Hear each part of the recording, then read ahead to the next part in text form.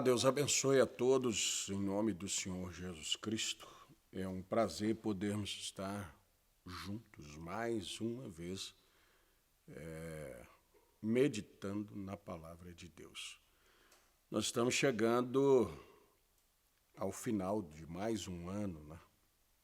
Mais um tempo de avaliação das nossas vidas, e eu creio que é muito benéfico nós fazermos essa retrospecção, essa introspecção, essa avaliação interna, essa avaliação externa do que foi o nosso ano, de como andamos, de onde estivemos espiritualmente, quais os erros cometidos, quais os acertos cometidos.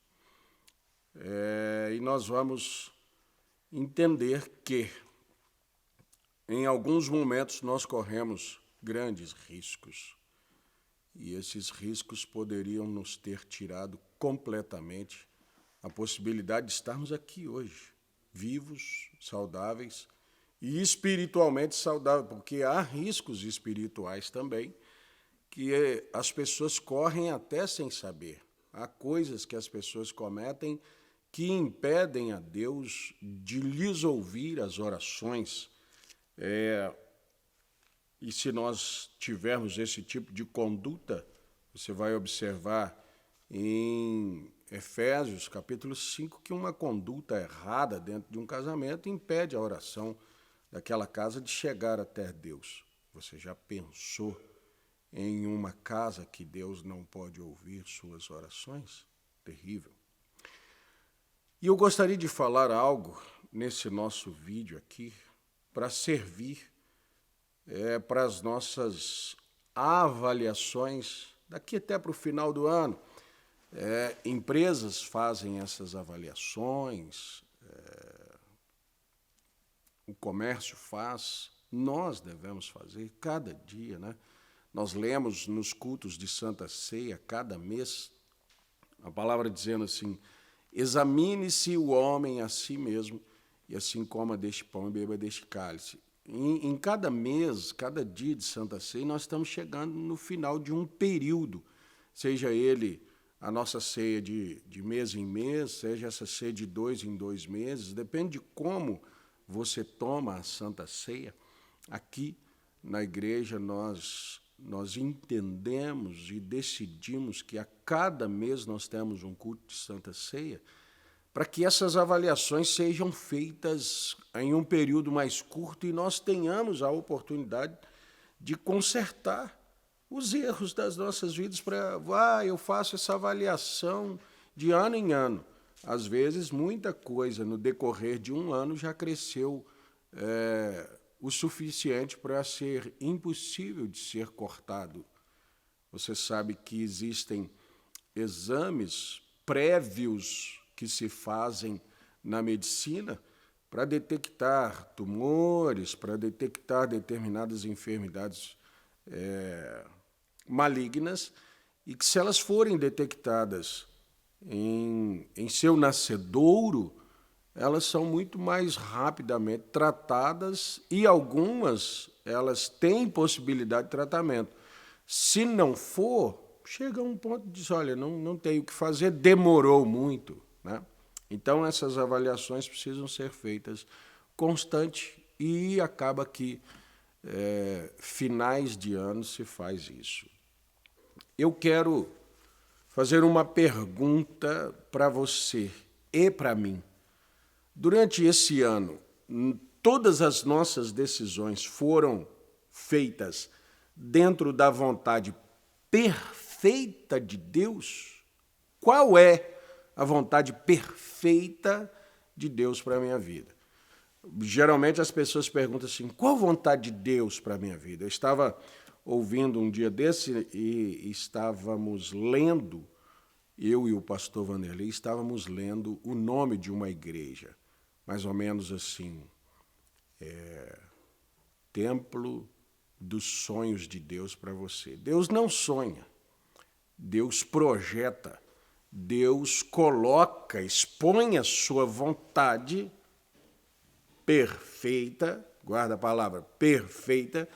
Eu estou dentro da vontade de Deus, mas eu queria mostrar algo aqui interessantíssimo para você, antes de ler a Bíblia, porque nós vamos ler duas escrituras. Na mensagem do profeta William Branham, a mensagem Os Filhos de Israel, parágrafo 65, ele disse assim: notem, então quando ele disse aquilo, disse que só podia falar o que Deus colocasse em sua boca, falando de Balaão, quando foi contratado por Balaque para amaldiçoar a Israel, que queria apenas passar no território de Balaque. Olha, nós precisamos passar aqui.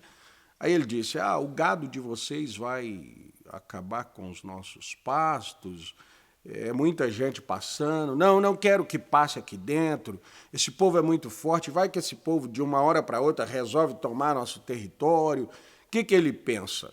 Eu vou contratar um profeta para amaldiçoar esse povo e esse povo não ter mais força. Havia uma vontade perfeita de Deus, que era que esse povo passasse livremente até chegar na sua terra de promessa. Mas esse Balaque, impelido pela dúvida, impelido pelo medo, impelido pela razão, ele pensa que essa multidão, tanto de pessoa como de gado, pode lhe trazer grande dano e pode trazer, quem sabe, um dano até permanente. O que ele pensa? Vou agir dentro do âmbito espiritual, porque eu não tenho soldado, eu não tenho armamento para combatê-los, para barrá-los. Mas eu posso, através de uma força espiritual, amaldiçoar esse povo e esse povo não passar aqui ou não ter nenhuma força contra mim. Ele vai em um profeta. Esse profeta, ele disse assim, olha, eu não vou falar nada a não ser aquilo que Deus coloque na minha boca. Senão, a confiança, né? Pode ir lá então, vai lá, faz um sacrifício, faz o seu ritual, mas amaldiçoa esse povo para mim. E Balaão vai uma vez, duas, três, 4, 5, e até que todas as vezes que ele tenta falar, ele só profere benefício, bênção para aquele povo.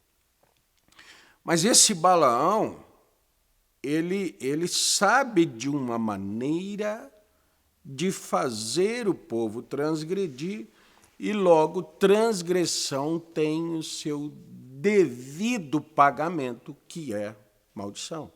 Transgressão, vamos dizer, o salário, o acerto de contas dela é problema, dependendo de qual seja o tamanho dela. Mas não vamos nem entrar na transgressão, só quero tirar aqui umas palavras do profeta para a nossa meditação. Então ele disse, eu não vou falar a menos aquilo que Deus coloque na minha boca. E disse a ele para enviá-lo de volta. E observe, então Balaão, como muitos profetas mercenários, agora por usura, por dinheiro, ele voltou novamente e perguntou a ele pela segunda vez. E ele foi para Deus novamente. Agora veja, há uma vontade perfeita de Deus e há uma vontade permissiva de Deus. E Deus permitiu que seu profeta continuasse. Vai. Não foi sua vontade perfeita, foi sua vontade permissiva.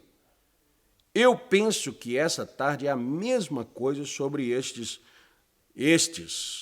trabalhando nestas filas de milagre.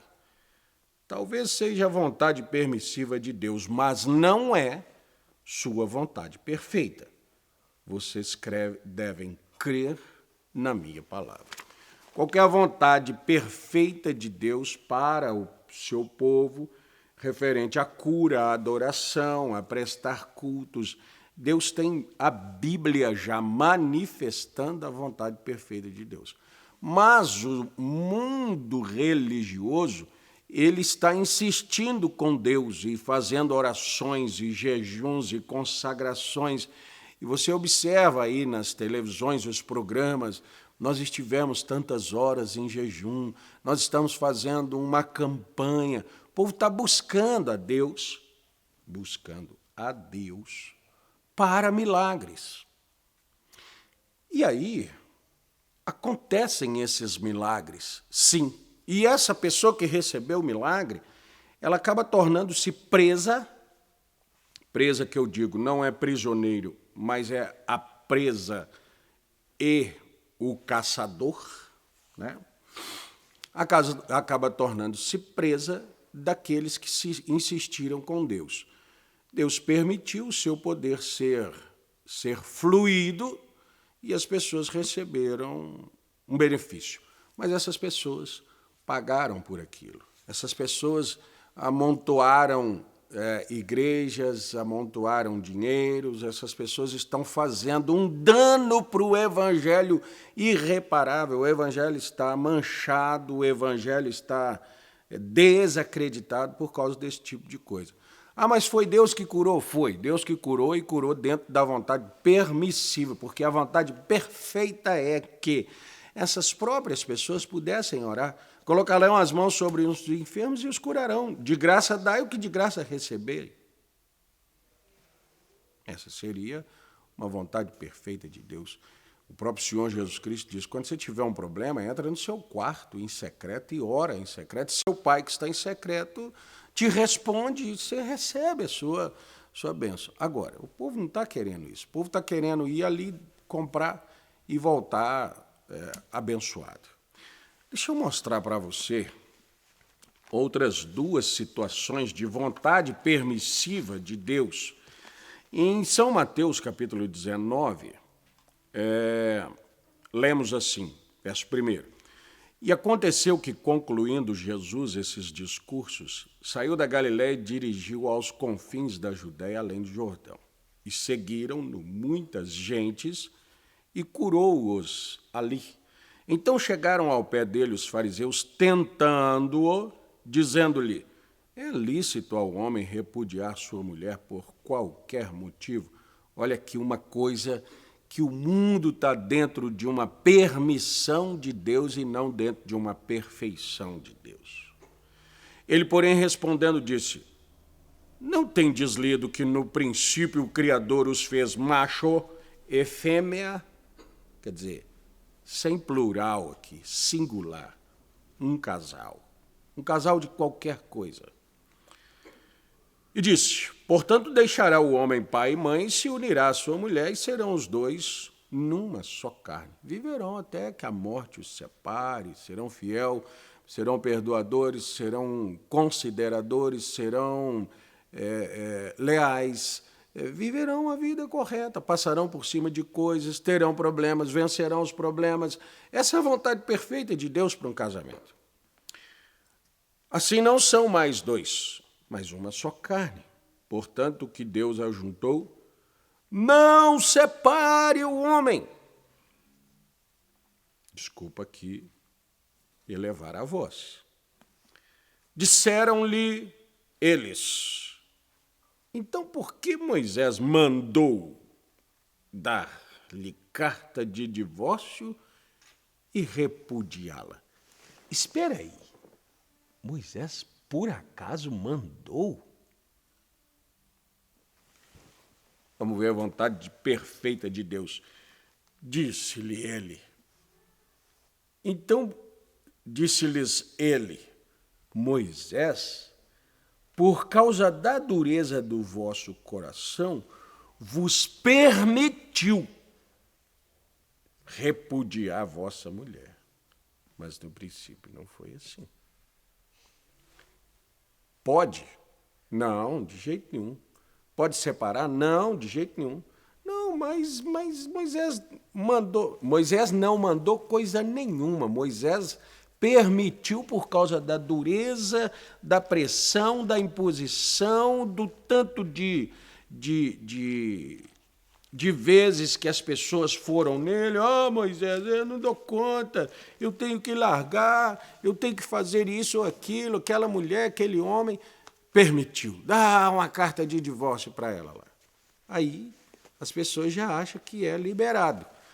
Esse aqui eu vou arrumar outro amor da minha vida, eu mereço ser feliz, eu tinha uma infelicidade lá atrás, e agora mais um casamento, 2 casamentos, 3 casamentos, 4 casamentos, e tudo dentro da igreja, amparado por escrituras.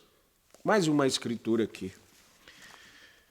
Diz assim, 1 Coríntios capítulo 7, verso 10, o apóstolo Paulo diz assim: todavia, aos casados, mando, significa mandamento, ordem, é assim que Deus determinou.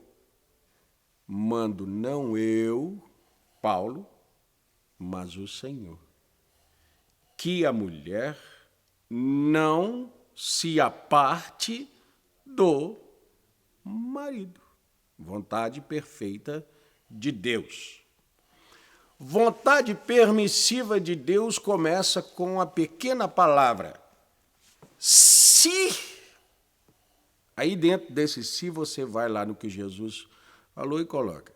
Se a dureza do seu coração for muito, se você não tiver resistência, se você não tiver cheio do Espírito Santo para essa batalha, se você chegar a um ponto onde não deu conta mais, se ele chegar a um ponto aonde está te ferindo, te batendo, te ameaçando, se esse casamento não foi feito de forma correta, se vocês dois não oraram para casar, se cabe tanta coisa aqui, por quê? Porque tudo que saiu da forma perfeita de Deus para se fazer, vai chegar aqui dentro da forma permissiva de Deus para se desmanchar. Só não tem condição mais, né? Não dá mais. Vocês vão se matar. Vocês vão se morder até destroçar um ao outro. Se, porém, se apartar, então até no apartar existe também uma vontade perfeita e outra permissiva. Que não existe uma permissiva, existe só uma perfeita, né? Se, porém, se apartar, que fique só. Então, aos apartados, a vontade perfeita para apartados fique só. Ou que se reconcilie com o marido. Mas, entra aqui os balaques, os balaões, é que logo que se aparta, lá vem alguém curar a dor, lá vem alguém aconselhar, lá vem alguém consolar a depressão, lá vem alguém consolar a tristeza, as feridas e dizer, menina, você viveu vamos usar uma palavra muito moderna aí, né? Você viveu uma relação abusiva, você tem o direito de ser feliz. Esse direito de ser feliz, ele nenhuma vontade permissiva de Deus, ele não se encaixa, porque fica só ou retorne para o marido. Então, o mundo está dentro de uma vontade permissiva de Deus. Como ela é de Deus, está todo mundo achando que está abençoado. O problema é que quando Deus for recompensar ou cobrar, ele só vai cobrar dentro do perfeito. Ele só vai recompensar dentro da vontade perfeita de Deus. Esse casamento chegou ao final, sei lá, vamos dizer, aos 50 anos de casamento, bodas de ouro. Morreu essa velha, morreu esse velho, eles chegaram ao final. Nunca tiveram uma briga. Muito difícil isso. Isso aí nós não estamos atrás, não. É muito difícil de se crer nessas coisas.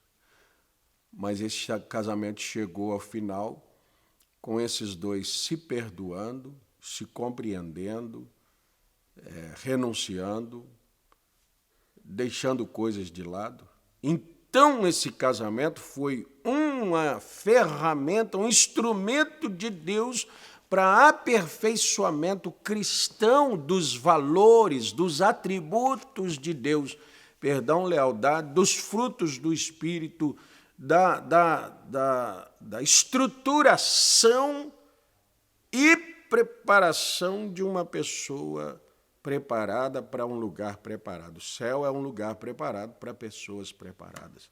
Chegou-se por causa de uma vontade perfeita de Deus, passou por problemas, dificuldades, ganhos, perdas, criou pessoas, ensinou filhos, gerou novas famílias, perdoou um ao outro e, no final, esses dois morrem, mas morrem honrados. Morreram mantendo seu voto, seu compromisso, seu juramento num altar de Deus, com Deus por testemunha, e essas pessoas cumpriram sua missão. Aí eu volto na avaliação anual. Como é que você tomou decisões dentro desse ano? Com vontade permissiva ou dentro da vontade perfeita de Deus? Tinha um negócio que você queria tanto e Deus colocou em primeiro lugar a vontade perfeita dele como não vai ser bom para você, olha, isso não vai dar certo, mas você lutou, deu um drible, passou para ali, passou para cá e conseguiu. Conseguimos, fizemos essa compra, fizemos aquela viagem, fizemos aquela mudança. Foi perfeita a vontade de Deus? Não foi. Foi insistência demais. Apenas para nós terminarmos aqui, pode ser que fique um pouco longo esse vídeo, mas eu acho que vale a pena nós meditarmos nisso. 2 homens foram ao profeta Irmão Brana. Um homem veio e disse assim: Irmão Brana, e nessa ocasião o filho do profeta estava junto com ele. Eu sinto de Deus de ir para Israel fazer um trabalho evangelístico. Então, eu estou com passagens compradas, tenho folhetos, Bíblias, estou indo para Israel distribuir Bíblias para que os judeus conheçam o cristianismo. Disse o profeta àquele homem: Irmão, vai com Deus, Deus te abençoe. Passado algum tempo, naquele mesmo dia, entrou um outro irmão e disse assim: Irmão Brana, eu senti um desejo de ir para Israel, de evangelizar, de distribuir umas Bíblias, de mostrar para aquele povo a Jesus Cristo, o cristianismo e tal. O irmão Brana disse assim: Irmão, não é tempo daquele povo saber sobre o Messias, Jesus Cristo. Penso que você vai ser frustrado se for. Acho que não deveria ir. Obrigado, irmão Brana. Deus abençoe o senhor, e sai. Quando aquele homem sai, o filho do profeta vira-se para o seu pai e diz: Pai, como assim? Os 2 homens queriam fazer a mesma coisa. Um o senhor falou para ir, Deus te abençoe e tal, e o outro o senhor fala para não ir. O profeta disse assim: que foi o primeiro, veio aqui me contar que ele está indo. Ele não veio saber a minha visão a respeito disso. O segundo veio me perguntar se deveria ir. Então eu disse para os 2, segundo suas perguntas. Tá bom, vai com Deus. Um foi numa vontade permissiva e, quem sabe, tenha ido e dito para muita gente: o irmão Brana falou para eu ir, irmão Brana falou para eu ir. O outro ficou no seu lugar e não foi. Eu não conheço o desfecho das duas experiências, mas o certo é que não existe nenhum convertido em Israel hoje, depois de praticamente 60 anos do episódio. Mais uma história, e agora para nós terminarmos e você meditar com a sua família. Em determinada época, um filho chegou. Isso é uma história que o pastor Vanderlei Pereira de Lemos nos contou há muito tempo.